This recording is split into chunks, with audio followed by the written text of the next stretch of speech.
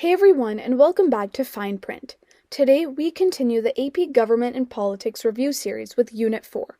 If you haven't checked out the Unit 3 episode, be sure to take a look. Today we're reviewing key concepts from Unit 4. Public opinion refers to the distribution of the population's beliefs about politics and policy issues. Because opinions shift alongside population changes, demography, the science of population statistics, plays a big role.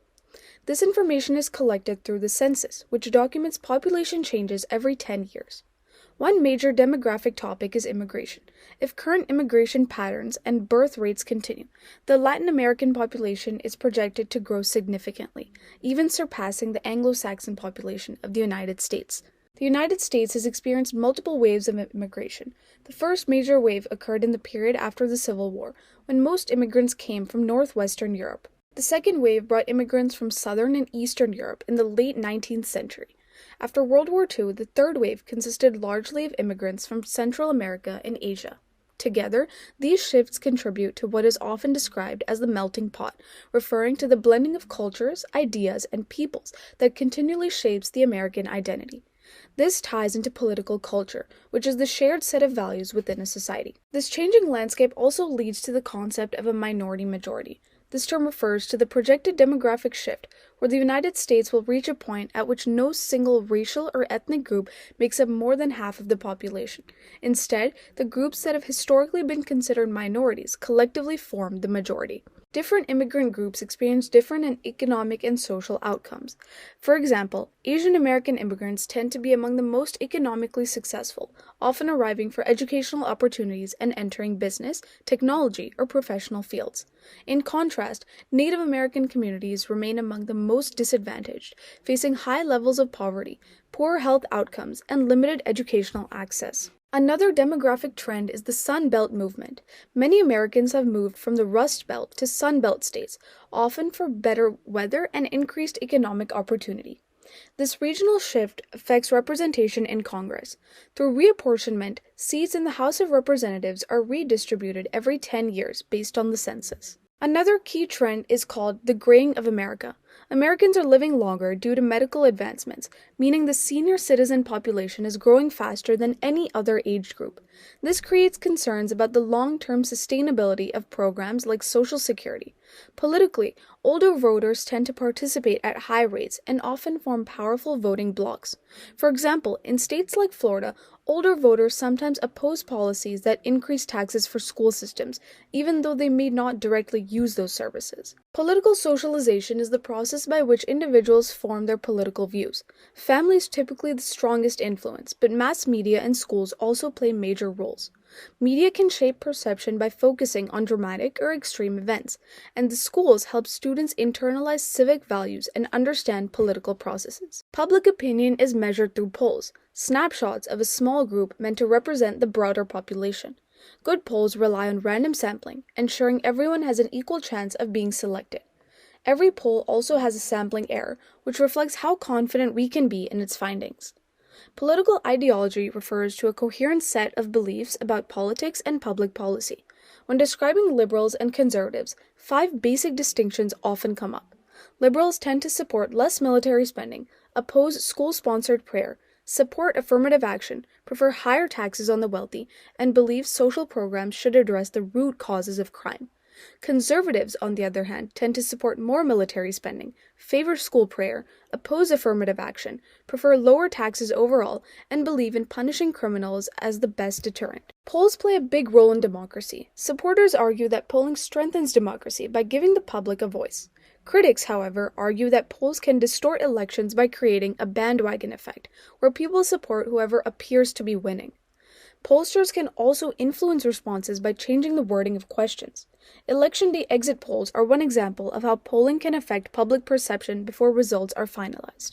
Research shows that not all voters think about politics in ideological terms.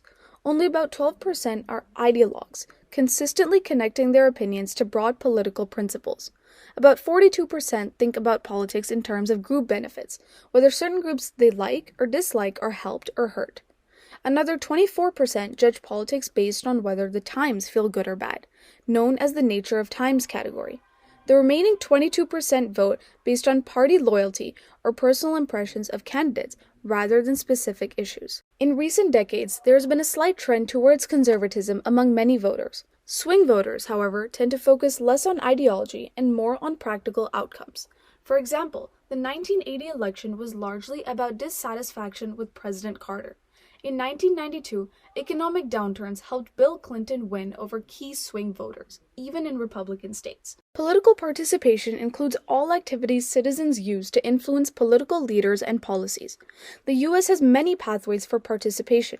Conventional forms include voting in elections, working on campaigns, running for office, and contacting elected officials.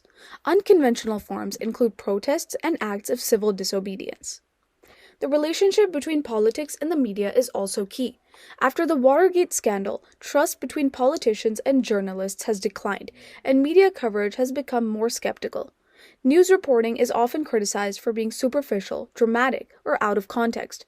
The issues that receive heavy television coverage often seem more important to the public simply because of the exposure, something we can see today with the role of social media and political influencers. The media also plays a major role in shaping the political agenda, which refers to the issues that attract the serious attention of public officials.